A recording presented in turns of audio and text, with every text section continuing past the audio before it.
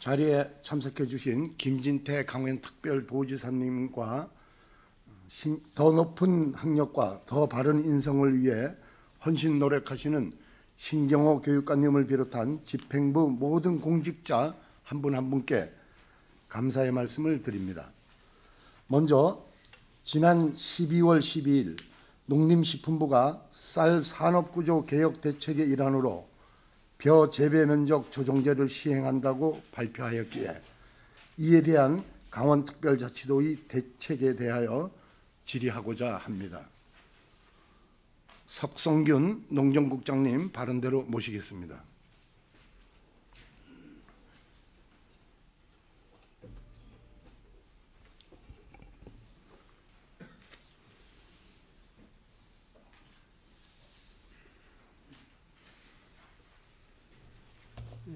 농정국장 석성균입니다. 네, 고생 많으십니다.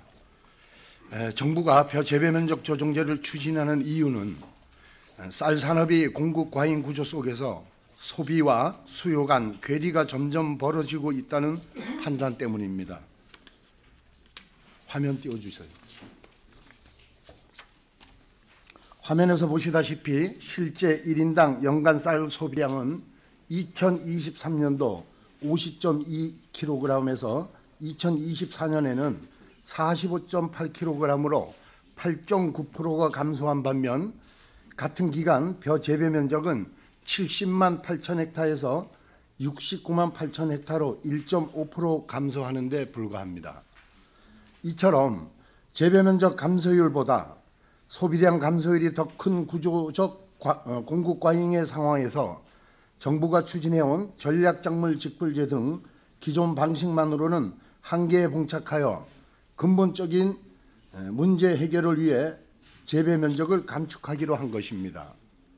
그렇다면 농림식품부 지침대로 강제로 조정제를 시행한다면 강원도의 벼 재배 면적에 어떤 결과가 초래되는지 도표를 보시겠습니다. 화면을 띄워주십시오. 도표에서 보시다시피 강원도 벼 재배 면적은 2024년도 27,651헥타이며 2025년도 24,395헥타로 3,256헥타 11.8%를 강제로 감축해야 됩니다. 국장님, 강제로 재배 면적 3,256헥타를 줄인다면 화면에서 나오는 것 중 어떤 방식으로 줄여야 할까요? 화면 좀 띄워주십시오.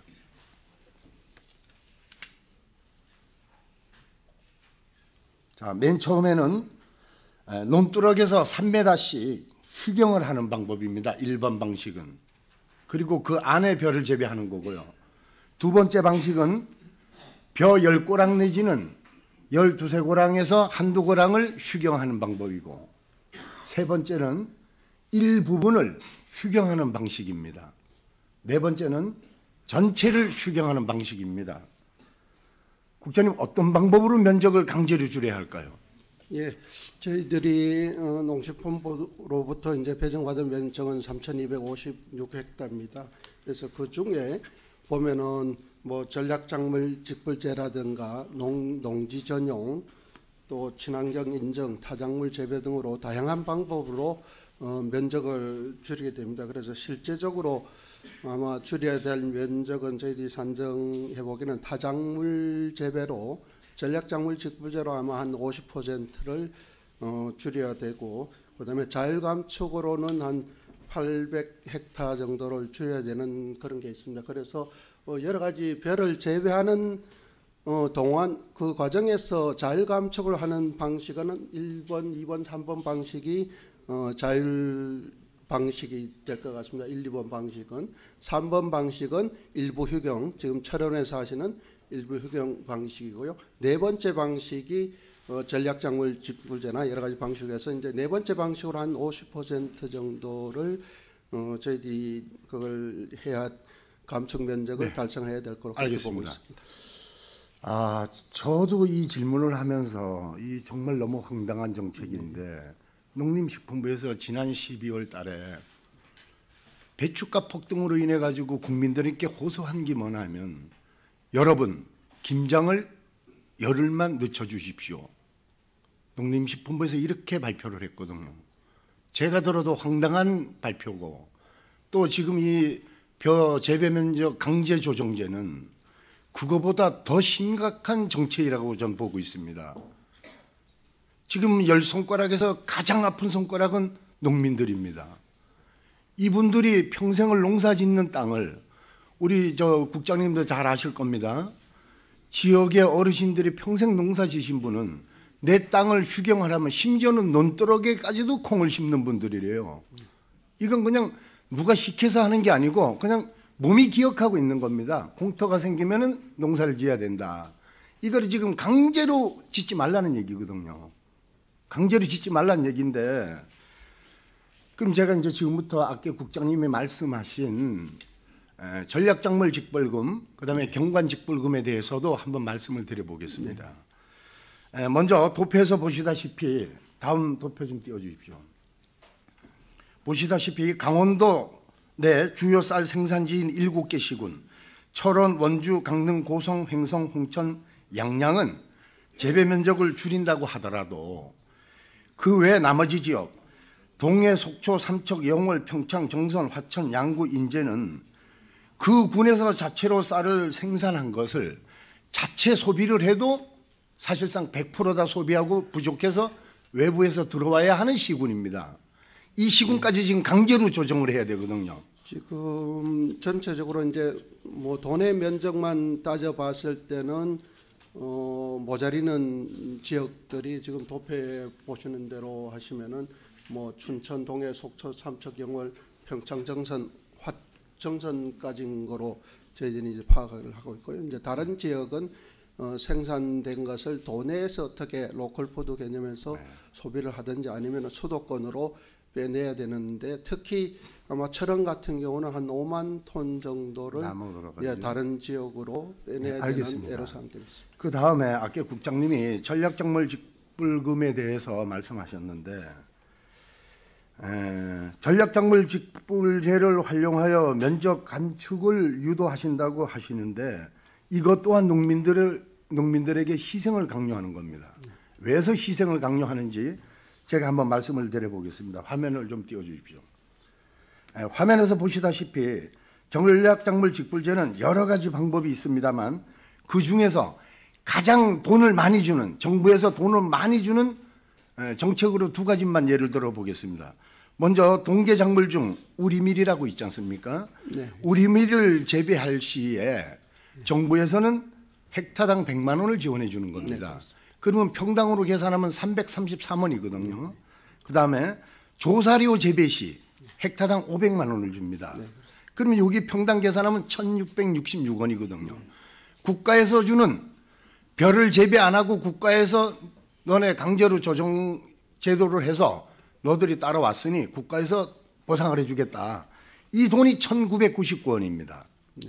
맞죠? 네. 그러면 농가들이 기존대로 벼를 재배할 시에는 평당 4,500원 정도, 다소 상황에 따라서 틀리지만 평균으로 친다면 한 4,500원 정도를 수확을 보고 있거든요. 조수입으로 한 4,500원. 그리고 또 벼 재배는 이미 아마 시스템화가 다 돼 있습니다. 기계고 뭐이고 다. 그래서 고령자도 벼 재배하는 데는 크게 어려움이 없습니다. 그러면 평당 4,500원을 생산하는 분이 1,999원을 받고 휴경을 하는 겁니다. 그 뭐 조사료 생산해도 그렇고, 우리 밀은 아무리 생산해봐야 GR기로 팔기가 어렵습니다. 왜냐? 우리 밀 단가가 수입 밀가루 단가보다 거의 2.5배가 비쌉니다. 그 다음에 품질 또한 수입이 국내산보다 더 좋거든요. 재배를 한들 판매하는 데 문제가 되는 겁니다. 그러니 농민들은 다른 데로 전환을 원치 않고 벼 재배를 하고 싶어 하는 거죠. 이걸 이제 국가에서 강제로 줄여라, 이런 얘기입니다. 그 다음에 만에 하나 정부 정책을 따르지 않고 기존대로 우리 강원도에서 농민들이 그냥 자유롭게 평상시 재배하듯이 재배한다면 국가에서 페널티를 준다고 또 협박을 하지 않습니까?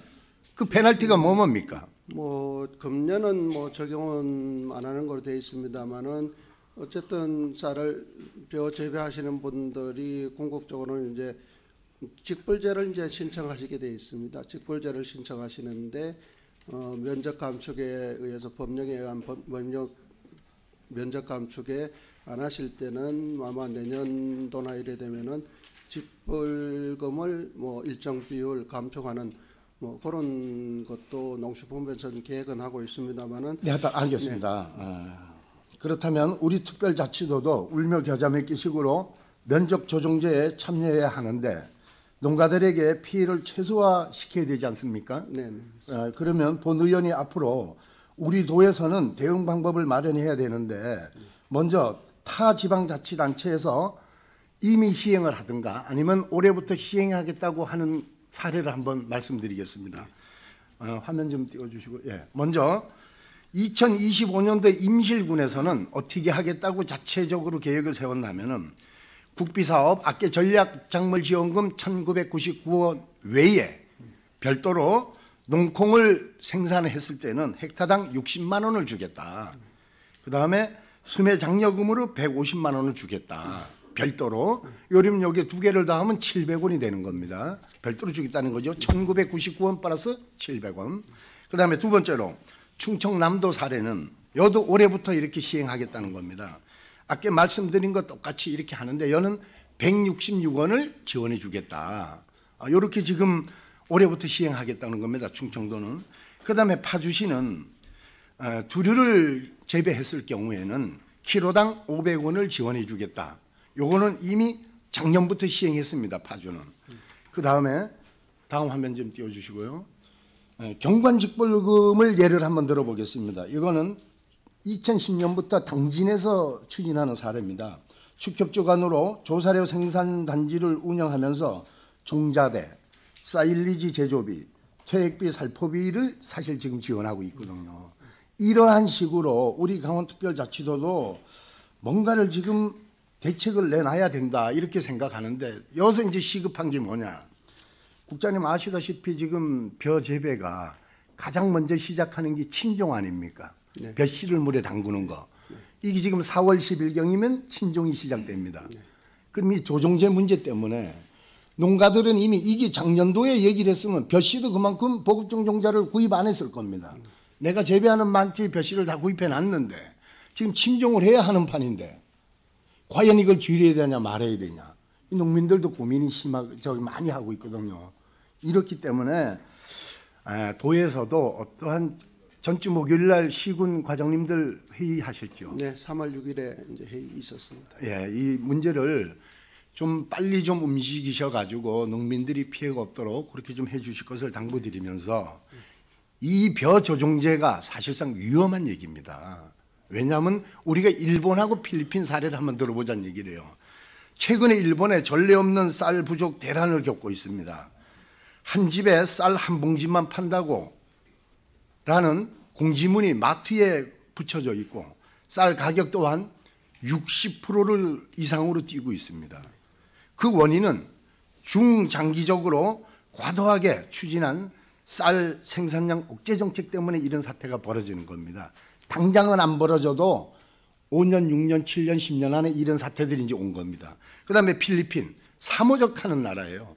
이 나라가 쌀이 넘치니까 농업을 팽개친 겁니다. 그러다 보니까 어떤 현상이 났냐.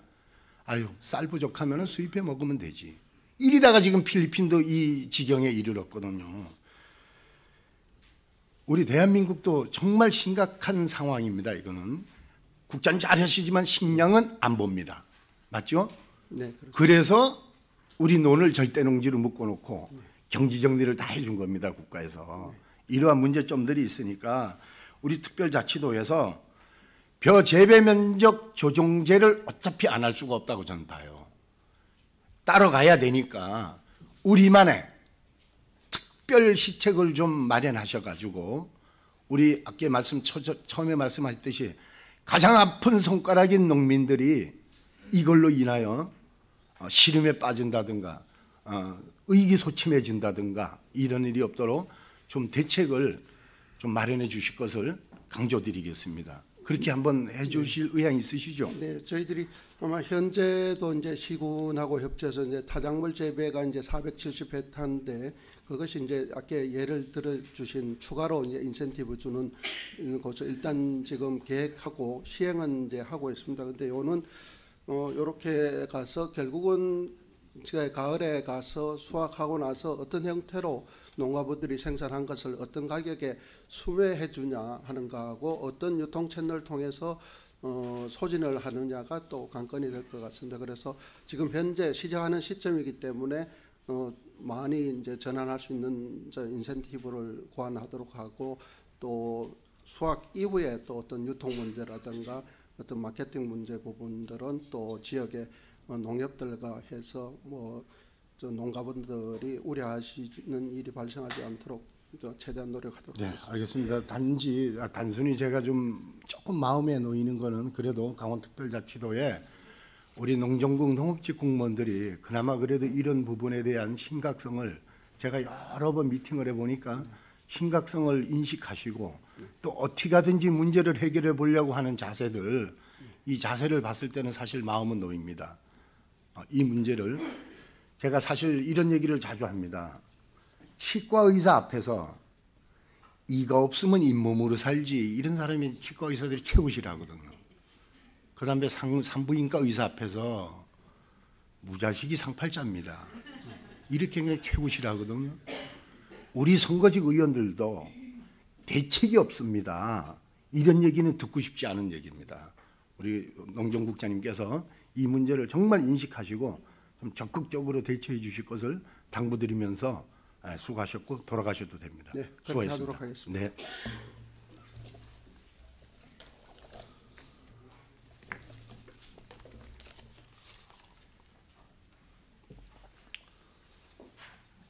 다음은 보건복지국장님 발언대로 모시겠습니다.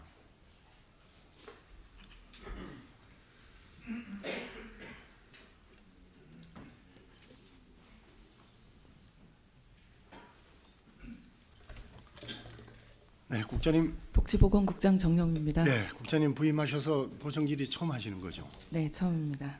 너무 긴장하지 마시고요. 바로게 하겠습니다. 네. 올해는 6.25 전쟁이 발생한 지 74주년이 되는 해입니다. 당시 북한군 침공에 맞선 참전 용사분들의 희생이 있었기에 지금의 대한민국이 존재하고 현재의 우리가 있다고 생각합니다. 국가를 지키기 위해 자신의 모든 것을 내려놓고 기꺼이 전쟁에 참전한 이들을 지금 우리는 어떻게 보살피고 있는지 다시 한번 돌아봐야 할 때라고 생각합니다. 본 의원은 2022년 10월 6일 5분 자유 발언을 통해 참전유공자 예우에 관하여 발언을 했습니다.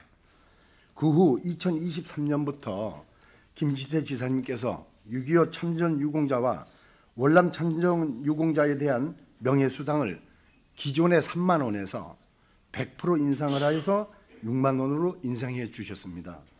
그 결과 많은 참전유공자분들께서는 김진태 지사님의 투철한 국가관과 참전유공자 예우에 대한 깊은 감사를 드리고 있습니다. 영상을 잠시 보시죠. 저는 참전용사 배인수입니다. 다름이 아니고 현재까지 저희들이 받는 수당이 조금 물가 상여는 때가 모든 경제상으로 조금은 부족한 점이 있어서 기사님한테 말씀드리고자 부탁을 드리는 겁니다. 국가에서 돈을 더 주는 것도 아니고 군에서 더 주는 것도 아니고 더 주는 것도 아닌데 이 사람이 죽어서 없어진 사람들 주는 돈을 이쪽으로 돌리면은 난 그 사람들이 조금 받는 사람은 더 받지만서도 좋은 사람은 못 받잖아. 그걸 생각을 안 한다는 얘기야. 첫 번에 하신 분은 월남 참전유공자시고 두 번째 하신 어르신은 올해 94세 되시는 6.25 참전유공자입니다. 제가 들어갔는데 방을 누워서 계시더라고요. 누워서 계시면서 저분이 여기에 화면에는 안 나왔지만 내가 내일 죽을지 언제 죽을지 모른다. 나는 아무리 길게 살아봐야 1년 이상 이제 못 살 것 같다. 귀도 안 들리시고 그렇게 말씀을 하시더라고요. 그렇게 말씀하시면서 저분의 취지는 이거 같았습니다. 6.25 참전용사는 1년에 많은 사람들이 죽는다. 그러니까 강원도의 예산을 예를 들어 작년도에 100명을 6만 원씩 줬다면 올해는 반 정도는 죽는다. 그러면 50명 남지 않냐. 그러니까 그 50명분을 없애지 말고 50명분의 돈을 우리가 지금 살아있는 분들한테 돌려줬으면 좋겠다. 그래봐야 그게 몇 년 되겠냐. 이 논리입니다. 제가 이래 들어봤을 때는. 근데 너무 연세가 많고 귀도 좀 안 들리시고 이래서 더 이상 내가 물어보진 않았습니다. 근데 내용은 그 내용이더라고요. 예. 그러면 어느 정도 지금 6.25 참전용사분들이 줄어드나면 강원특별자치도의 6.25 참전용사는 2022년도에 2,470명, 23년도에는 1,996명, 24년도에는 1,532명으로 매년 500명씩 줄어들고 있습니다. 월남도 역시 월남 참전유공자도 매년 줄어들고 있습니다.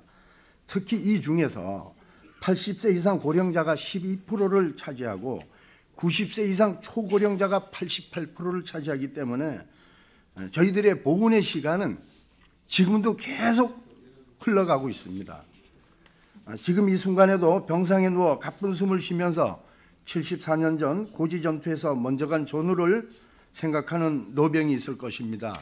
또한 1968년도 경부고속도로 착공 당시 우리의 국민소득은 169달러였고 2024년도는 36,624달러로 세계 10대 경제 강국으로 성장할 수 있었던 초석은 1964년 7월부터 1973년 3월까지 베트남 정글에서 참전용사로 참전하여 이분들에게 지급하는 전투수당, 즉 생명수당이 있었기 때문에 우리나라가 지금까지 이렇게 잘 살고 있다. 저는 이렇게 생각합니다. 우리가 선거 때마다 누구나 공평하게 한 장씩의 투표용지를 받을 수 있는 것은 자유와 민주주의를 위해 희생한 참전용사들의 피와 땀이 있었기 때문이라고 저는 생각합니다. 국장님께 묻겠습니다. 지금까지 본 의원이 말씀드린 내용에 동의하십니까? 네, 동의합니다. 동의하신다니까 좀 감사하고요. 그다음에 월 지금 6만 원씩 주는 수당이 많다고 생각하십니까? 적다고 생각하십니까? 6만 원 자체만 생각하면 적다고 생각됩니다. 적다고 생각하시죠? 네. 저도 알고 그분들도 알고 쥐도 알고 새도 알고 다 합니다. 단 문제는 여기서 예산의 문제입니다. 그렇죠? 네. 충청남도가 2023년도에 3만 원 하던 참전유공자 수당을 10만 원으로 230%를 인상했습니다. 그 인상으로 인하여 국가보훈부 장관 표창을 수여받는 등 지금 대한민국에서 우수 사례로 손꼽히는 도입니다. 우리 특별자치도에서 6만 원을 지급하고 있는 참전유공자 명예수당을 추가로 인상하는 것이 절실하다고 생각하는데 국장님 혹시 이 문제를 어떻게 생각하시죠? 네. 지금 그 보훈 대상자분들의 희생과 노고를 생각한다면 더 많은 예우와 지원을 해드려야 된다고 생각을 합니다. 네. 지금 의원님께서 말씀하셨듯이 충남에서 지금 수당을 인상을 해서요 전국 1위고요. 저희 강원도가 그보다 조금 못하게 해서 두 번째입니다. 보훈 명예수당은 전국 최고 많이 지급을 하고 있고요. 받으시는 분들 입장에서는 적은 금액일 수 있는데 저희가 이제 지금 올해 기준으로 수당 지급 대상자가 12,400명 정도 됩니다. 수당이 현재 6만 원인데요. 1만 원을 인상한다고 했을 경우에 연간 15억이 추가로 이제 소요가 됩니다. 1만 원 인상이면 6만 원에서 7만 원 되는 것인데요. 이렇게 체감도가 높지 않을 것 같고요. 지금 충남에서 3만 원에서 10만 원으로 인상했다고 말씀 주셨는데 저희가 지금 6만 원에서 10만 원으로 인상한다고 했을 경우에 연 60억 원이 더 추가로 소요가 되겠습니다. 그래서 조금 아닌 것 같은데요? 저희들 맞습니다. 전체 인원이 몇 명이죠? 참전유공자고 참전유공자. 참전유공자 얘기입니다. 예, 참전유공자는 6,400명하고 1,500명 더해봐야 한 7,000명 정도 되는데 4만 원씩 올려봐야 7,000명 계산 4, 7인 28, 28억 거의 한 30억 정도 올라갈 겁니다. 4만 원 올려도요. 그렇게 네. 나오죠? 참전 유공자는 저희가 올해 대상자는 7,992명이 7,900명 되겠고요. 정도 될 겁니다. 그다음에 보훈 명예 수당을 받으시는 분들이 4,400분 정도가 계십니다. 그래서 올해 총만 여기에 보훈은 예. 넣지 마시고요. 그건 또 별개니까. 저는 참전 유공자 가지고 지금 얘기한 거니까. 네. 국장님 이 문제를 좀 적극적으로 검토해 주시고 축구 선수들은 축구와 끈을 매면 혈압이 한 180 올라갑니다. 이 실지입니다. 저 같은 경우는 보훈 얘기만 하면 혈압이 180 올라가는 사람입니다. 그 이유는 뭐냐? 저는 국가 유공자 자녀입니다. 저희들이 73년 4년도에 어렸을 때 저희 아버님은 6.25 참전 당시에 이 총탄을 5발을 맞고 척의 하반신 불구였습니다. 1급 상위 용사인데 휠체어를 타고 다니셨거든요. 그 자식들 9명을 대학까지 가르치려고 너무나 고생 많이 하셨는데 그 상업을 하면서 물건을 원주에서 띠가지고 오는데 버스 저희들이 아버님 모시러 가면 버스에서 뭐라 그러냐 사람들이 시간이 오래 걸리니까 내리는 시간이 저 병신이 왜 저리 돌아다녀 집에 있지. 그때 당시에는 그렇게 취급했습니다. 그 얘기를 저희들이 듣고 저희 아버지가 엄청나게 원망스러웠거든요. 철이 없어가지고.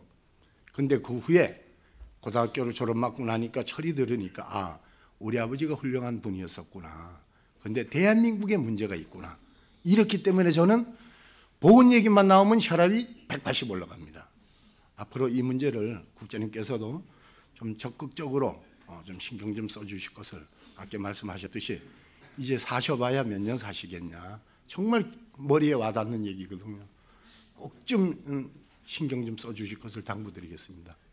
네, 알겠습니다. 네, 수고하셨습니다. 돌아가셔야 됩니다. 네, 김진태 지사님 바른대로 정중하게 모시겠습니다.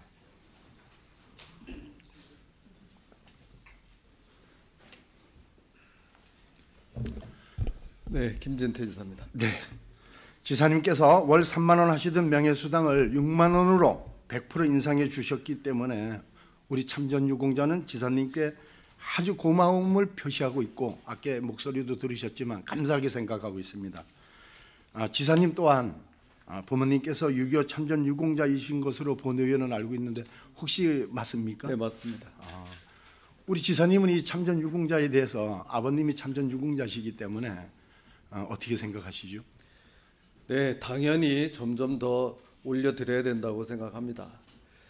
또 우리 의원님께서도 이 부분에 대해서 이렇게 질의를 해주시는 것에 굉장히 고맙게 생각하고 저도 뭐 한때 보수의 아이콘 아니었습니까? 네, 맞습니다. 뭐 요새는 그렇게 봐줄지 모르겠지만 그렇기 때문에 다른 어떤 것보다도 우선돼야 한다고 생각합니다. 네, 감사합니다. 제가 여기에 더 많은 질문은 나열해 있지만은 지사님 그 한 말씀에 이거는 더 이상 질문 안 하도록 하겠습니다. 일단 감사드리고요. 네. 지사님 꼭 기억하십시오. 우리 참전유공자 8,000명은 지사님의 고마움은 가지고 있다.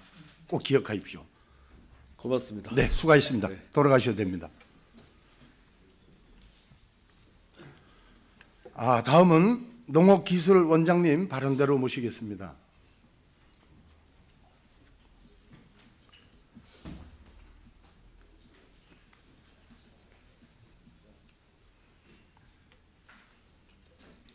예, 농업기술원장 김동훈입니다. 제가 좀 컨디션이 안 좋아서 물을 또 한번 마셨습니다. 영상 한번 보시겠습니다.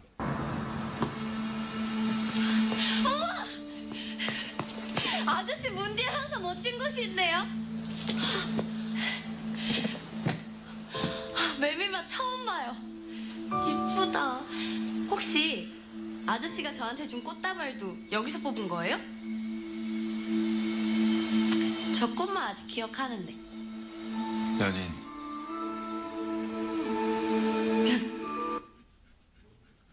네, 본 영상은 드라마의 한 장면입니다. 정말 아름다운 화면입니다. 본 의원의 지역구인 평창 봉평에서는 1999년 제1회 효속문화제를 개최하여 처음으로 소설 속의 메밀밭을 주제로 봉평면, 용평면 들녘에 메밀꽃밭을 관광화하기 시작했습니다. 축제 기간 중 조성되는 메밀밭은 대략 한 10만 평 정도 되고 축제장 내 유래와 포토존으로 이용되는 것은 한 2만 5천 평 정도 됩니다. 메밀에 대한 연구는 평창군 대관령면에 있는 농촌진흥청의 고냉지 농업연구소에서 일부 연구 재배하고 있다고 하나 아직까지 실질적으로 이 고장에서 우수한 메밀 종자의 육종 사업은 아주 열악한 상태입니다. 화면 한번 보시죠. 전국 메밀 재배 및 생산량을 살펴보면 국산 품종은 양절 메밀과 황금 미소 외 6종이며 총 재배 면적은 23년도 기준으로 3,486헥타르이며 그중 제주도가 2,169헥타르로 전국 재배 면적의 62%를 차지하고 그 다음이 강원, 경북, 전남 순으로 되어 있습니다. 메밀 가루 사용량은 7,654톤이며 그 중에서 국내산 사용량은 2,666톤이고 나머지 4,990톤은 수입산으로 대체하고 있습니다.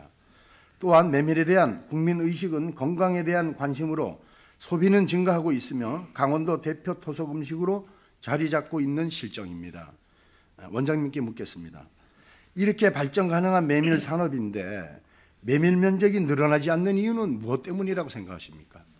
일단 메밀 면적이 늘어나는 가장 큰 이유 중에 하나는 메밀의 소득이 타 작물보다는 낮다는 문제점이 있습니다. 메밀의 경우 시바라당 약 23만 원 정도의 소득이 나오는데 반해서 콩 같은 경우는 한 52만 원 정도가 나옵니다. 그래서 소득이 낮다는 부분이 있고요. 또 하나는 일단은 이게 영세하고 또 규모화 단지화가 되지 않았기 때문에 그래서 이렇게 많이 확장되지 않는 그런 부분이 있습니다. 그렇죠. 그 말씀과 더 곁들인다면 메밀 대궁이 약해서 비바람만 조금 오면 넘어집니다. 우리가 도복이라 그러죠. 넘어지면 이 관리가 안 됩니다. 그러니까 이 농민들이 기피하는 현상이 있는 겁니다.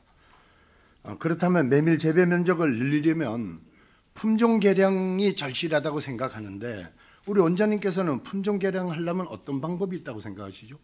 일단 메밀의 가장 큰 문제점은 이 의원님께서 말씀하신 대로 도복의 문제가 가장 큰 부분인 것 같고요.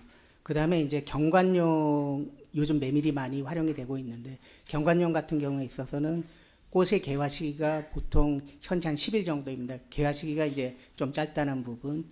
그다음에 또 그 메밀의 특성상 메밀은 교잡이 잘 일어납니다. 그래서 메밀의 가장 큰 특성인 하얀색 꽃을 유지하는 게 아니라 다른 뭐 분홍빛이라든가 이런 것이 섞여 갖고서 그런 본연의 하얀 빛깔을 유지 못한다는 그런 문제점이 있습니다. 그래서 네, 맞습니다. 제가 지금 이제 드리는 말씀을 그대로 말씀하셨는데 이 가장 중요한 거는 메밀 대궁이 너무 약해가지고 도복되는 우려가 있고 그다음에 이 꽃이 화려하지 않고 그다음에 개화 기간이 그러니까 이 꽃 피는 기간이 짧다 보니까 경관 사업에도 좀 문제가 생기는 거거든요. 그렇기 때문에 종자 개량이 시급하다.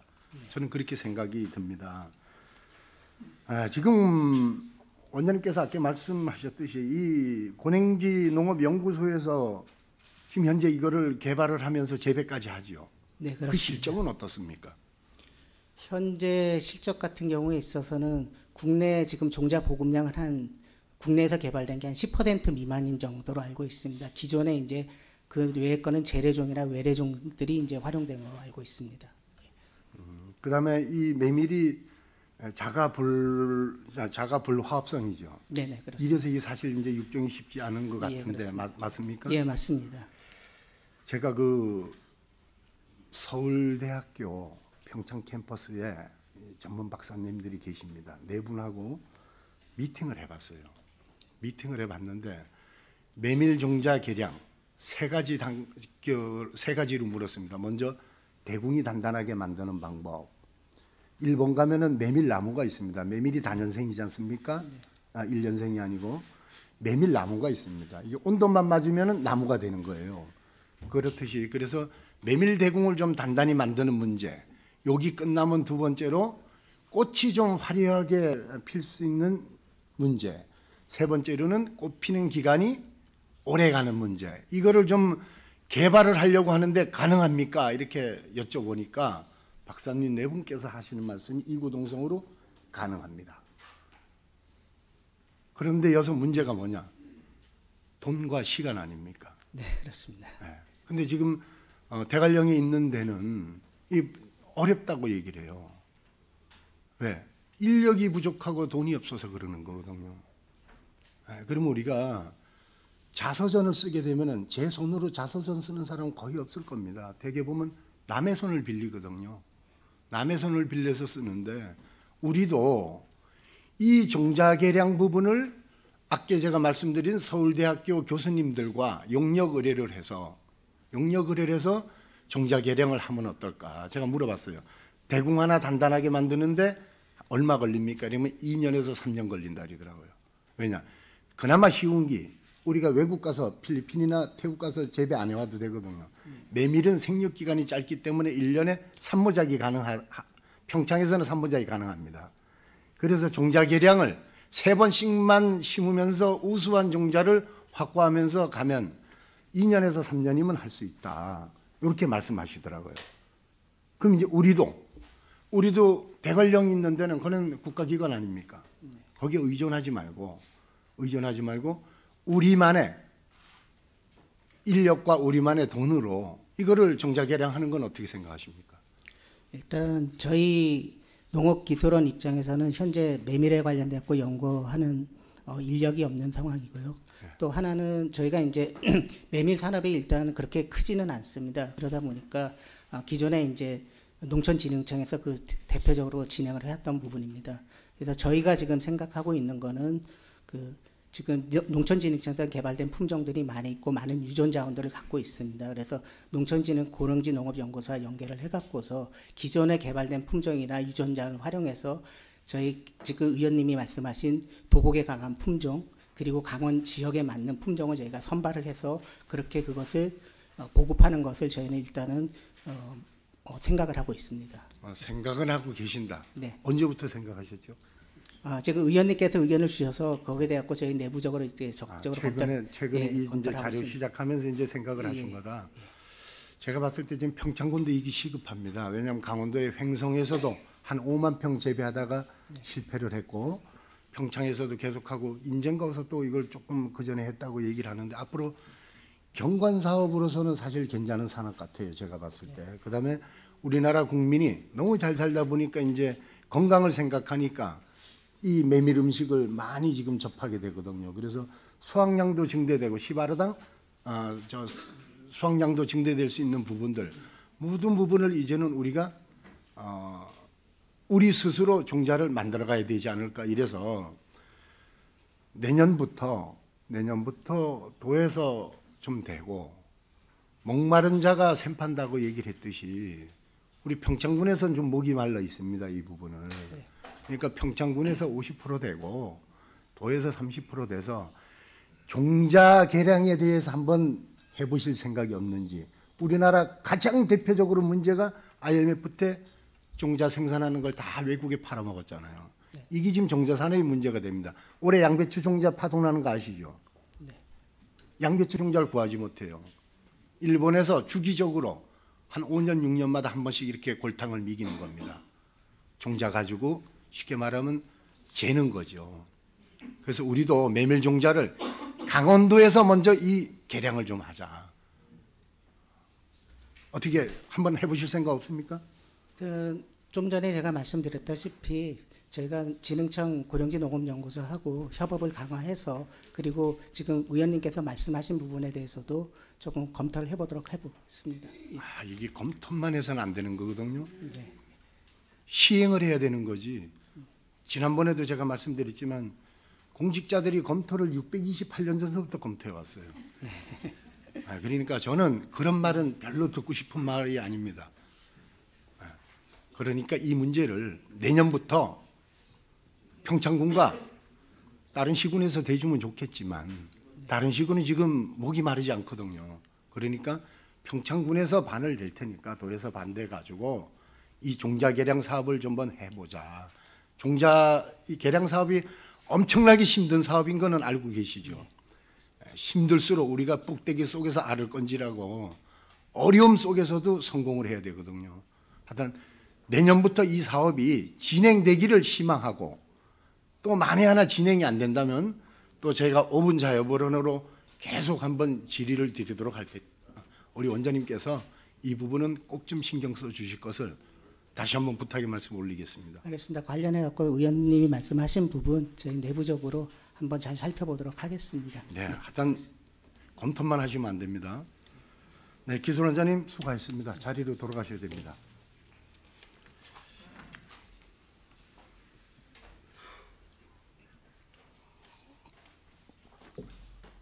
오늘 본 의원은 도정 질의를 통해 벼 재배 면적 조정제에 대한 농업 정책과 국가 유공자들에 대한 수당 인상 문제, 그리고 메밀 품종 개량에 대한 문제를 제기했습니다.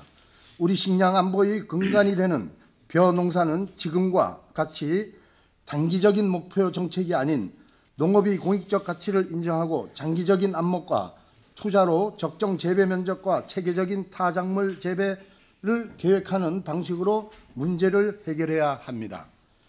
정부의 방침이 벼 재배 면적 조정제로 정해졌다면 우리 농민들의 피해가 없도록 농업인들의 안정적인 삶의 보장을 지속 가능하게 유지할 수 있는 방법을 빨리 찾아주시길 바랍니다.